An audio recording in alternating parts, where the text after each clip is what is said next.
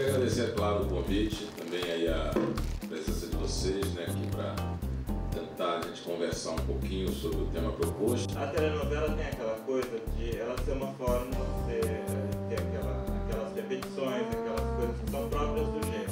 E o público de telenovelas, todo mundo sabe, de um tempo para cá, vem diminuindo bastante. E todas as vezes que se tentou fazer uma coisa assim, de saber, através de ter uma pesquisa antes, ver essa pesquisa, os resultados dessa pesquisa, tentar fazer uma telenovela baseada nessa pesquisa, foi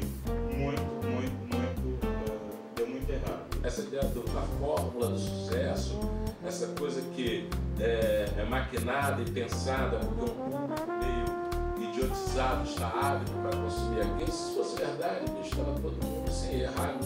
Esse espectador, ele tem relações muito diferentes quando ele assiste e quando ele critica, quando ele opina. A massa em si é média, e a média vai deixar de fora várias coisas. O que o autor, o criador, o diretor, né, ele deve seguir, né?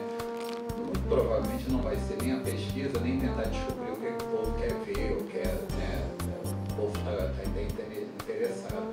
Na verdade, ele deve seguir os instintos dele lá, né, as ideias dele, ser coerente com o projeto dele, autoral. A conclusão final sempre de toda a pesquisa